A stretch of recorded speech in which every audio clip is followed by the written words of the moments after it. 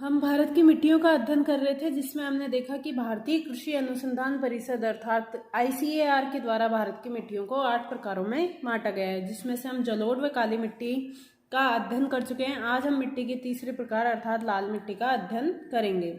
तो हम देखते हैं कि जो लाल मिट्टी है वो मुख्यतः, जैसे कि काली मिट्टी मुख्यतः 15 लाख वर्ग किलोमीटर क्षेत्र में, काली मिट्टी जो है वो 5.46 लाख वर्ग किलोमीटर क्षेत्र में, जलोढ़ मिट्टी 15 लाख वर्ग किलोमीटर क्षेत्र में विस्तृत थी। उसी प्रकार जो लाल मिट्टी है उसका क्षेत्र है 5.18 लाख वर्ग किलोमीटर।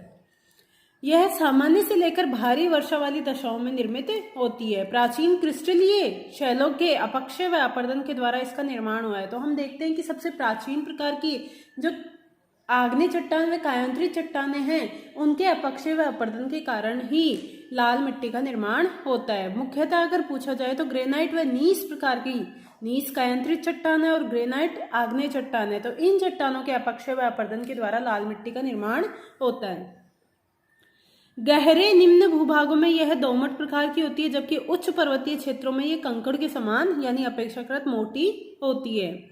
यह मिट्टी अपेक्षाकृत कम उपजाऊ है। इस मिट्टी का लाल रंग होता है, मुख्यतः इसमें लोहे के तत्व पाए जाते हैं। कौन सा? Iron oxide. आयरन ऑक्साइड के कारण इस मिट्टी का रंग लाल होता है।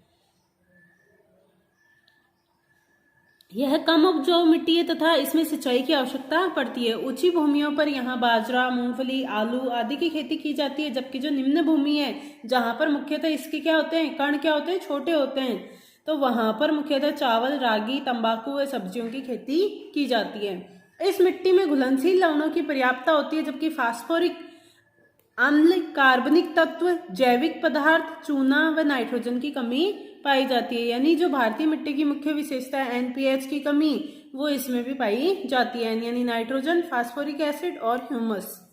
उसके साथ साथ इसमें कैल्शियम की भी कमी पाई जाती है। अब है लेटेराइट मिट्टी। अगर इसके क्षेत्रों की बात की जाए तो लाल मिट्टी के जो क्षेत्र हैं, जो लाल मिट्टी के क्षेत्र हैं वो मुख्यतः ये वाले जो क्षेत्र हैं, ये वाले जो क्षेत्र है ये मुख्यतः लाल मिट्टी का क्षेत्र है, क्योंकि ये क्या है, प्राचीन कायांतरित चट्टानों से निर्मित क्षेत्र है, जहां पर क्या है, ये गोंडवाना लैंड का पार्ट है। गोंडवाना लैंड मुख्यतः क्या है, विश्व का सबसे प्राचीनतम, जब हम बात करते हैं भारत के निर्माण की, तो हम देखते हैं कि प्राचीन काल में जब पृथ्वी है उसमें जो स्थलीय भूभाग थे वो 2 भागों में विभक्त थे, अंगारा लैंड और गोंडवाना लैंड। तो ये गोंडवाना लैंड का पार्ट माना जाता है, ये जो भारत का प्रायद्वीपीय क्षेत्र है। तो ये प्राचीन कायांतरित चट्टानों से निर्मित क्षेत्र है, जिसके अपक्षय व अपरदन द्वारा यहाँ पर लाल मिट्टी का निर्माण होता है। नेक्स्ट हम बात करते हैं लेटेराइट मिट्टी। यह मिट्टी 1.26 लाख वर्ग किलोमीटर क्षेत्र में विस्तृत है। जैसे जलोढ़ मिट्टी 15 लाख वर्ग किलोमीटर, काली मिट्टी 5.46 लाख वर्ग किलोमीटर, लाल मिट्टी 5.18 लाख वर्ग किलोमीटर क्षेत्र में विस्तृत है। उसी प्रकार लेटेराइट मिट्टी का क्षेत्र है 1.26 लाख वर्ग किलोमीटर क्षेत्र। लेटेराइट जो मिट्टी है वो मुख्यतः जलवायु का परिणाम है। 200 सेंटीमीटर से अधिक वर्षा वाले क्षेत्रों में चूना में सिलिका के निक्षालन से इसकी उत्पत्ति होती है। जो अधिक वर्षा वाले क्षेत्र हैं, जहां पर 200 सेंटीमीटर से अधिक वर्षा होती है, उन क्षेत्रों में क्या होता है कि जो मिट्टी की परतें पाई जाती है इस प्रकार से, तो अधिक वर्षा के कारण क्या होता है, वर्षा के कारण जो ये सिलिका और कैल्शियम के तत्व हैं, सिलिका और कैल्शियम के जो तत्व हैं वो क्या करते हैं, अपक्षालन, ह्यूमस, मुख्यतः ह्यूमस जो होते हैं, कार्बनिक तत्व होते हैं, वो भी क्या होते हैं, इस पानी के साथ साथ बहकर नीचे वाली परत में चले जाते हैं। तो इस परत में सिलिका व ह्यूमस की क्या हो जाती है, कमी हो जाती है। और इस क्षेत्र में मुख्यतः कौन से तत्व पाए जाते हैं, लोहे व एल्यूमिनियम की अधिकता हो जाती है। इसलिए इस मिट्टी का रंग कैसा होता है, इस मिट्टी का रंग भी देखा जाए तो लाल व ईंट जैसा होता है, क्योंकि इसमें क्या होती है, लोहे की, आयरन की अधिकता होती है, आयरन व एल्यूमिनियम की। 200 सेंटीमीटर से अधिक वर्षा वाले क्षेत्रों में चूना व सिलिका के निक्षालन के कारण, निक्षालन यानी क्या होगा, वर्षा के जल के साथ साथ मिट्टी की ऊपरी परत से, वर्षा के जल के साथ साथ मिट्टी की ऊपरी परत से सिलिका, कैल्शियम व ह्यूमस तत्व मिट्टी की निचली परत में चले जाते हैं। इसे ही निक्षालन की प्रोसेस कहते हैं। परंतु उर्वरक डालने पर इस मिट्टी में चावल, रागी, काजू आदि की उपज संभव है। इस मिट्टी में लोहा ऑक्साइड व एल्यूमिनियम ऑक्साइड की प्रचुरता होती है।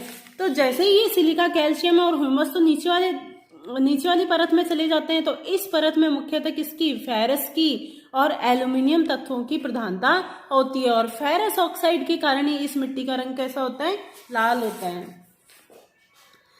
परंतु नाइट्रोजन, फास्फोरिक एसिड, पोटास, चूना व कार्बनिक तत्वों की कमी पाई जाती है। NPH, उसके साथ साथ क्या होगा, उसके साथ साथ पोटाश यानी कैल्शियम और ह्यूमस तत्व, तो इनकी इसमें क्या पाई जाती है, कमी पाई जाती है।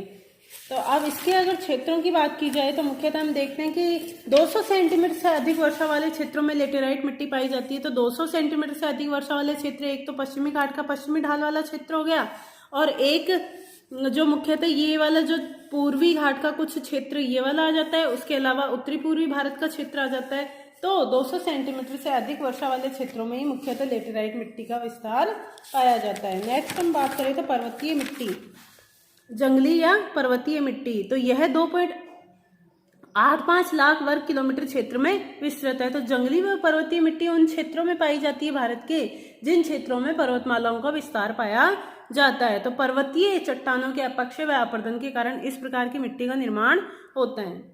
जलवायु व पारिस्थितिकी के अनुसार इन मिट्टियों की प्रकृति में भिन्नता पाई जाती है। यह निर्माणाधीन मिट्टी है, यानी यह पूर्णतः विकसित मिट्टी नहीं है। जैसे ही चट्टानों का अपक्षय व अपर्दन होगा तो मोटे मोटे कंकड़ पत्थर की इसमें क्या पाई जाएगी, अधिकता पाई जाएगी। साथ में इसमें ह्यूमस तत्व, क्योंकि ढलान अधिक होते हैं तो ह्यूमस तत्व भी कम होंगे, और इस मिट्टी की प्रोफाइल भी पूर्णतः विकसित नहीं होगी, क्योंकि ढाल के साथ साथ ये मिट्टी जैसे जैसे बनेगी वैसे नीचे की ओर प्रवाहित हो जाएगी।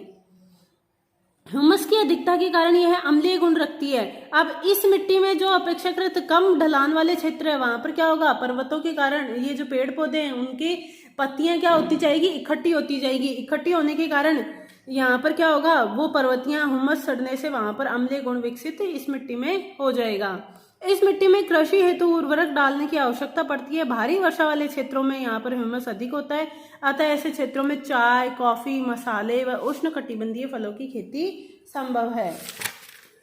कर्नाटक, तमिलनाडु, केरल, मणिपुर, जम्मू कश्मीर, हिमाचल प्रदेश आदि पर्वतीय क्षेत्रों में यह मिट्टी पाई जाती है। तो पर्वतीय मिट्टी की बात की जाए तो मुख्यतः ये जो हिमालय वाला क्षेत्र है, ट्रांस हिमालय व हिमालय वाला क्षेत्र, उसके अलावा भारत का उत्तर पूर्वी क्षेत्र है, उसके अलावा जो पर्वतमालाएं जहाँ जहाँ पे पाई जाती है उन क्षेत्रों में पर्वतीय मिट्टी का विस्तार पाया जाता है। मिश्रित फल, गेहूं, मक्का, जौ की खेती के लिए भी यह मिट्टी उपयुक्त होती है। इस पर्वतीय मिट्टी में पोटास, फास्फोरिक एसिड और चूने की कमी पाई जाती है। यानी NPH की अगर बात की जाए तो न तो इसमें नाइट्रोजन की कमी पाई जाती है और न ही ह्यूमस की कमी पाई जाती है। तो ये नाइट्रोजन व ह्यूमस इसमें पर्याप्त मात्रा में पाए जाते हैं। सिर्फ इसमें P यानी फास्फोरिक एसिड, K यानी पोटास और Ca यानी चूना, इन 3 तत्वों की कमी इसमें पाई जाती है। इसमें NPH जो भारतीय मिट्टी की विशेषता है, मुख्यतः NPH की कमी, तो उसमें जो पर्वतीय मिट्टी है उसमें N और H यानी नाइट्रोजन और ह्यूमस पर्याप्त मात्रा में पाए जाते हैं। सिर्फ फास्फोरिक एसिड, पोटास और कैल्शियम की कमी पाई जाती है।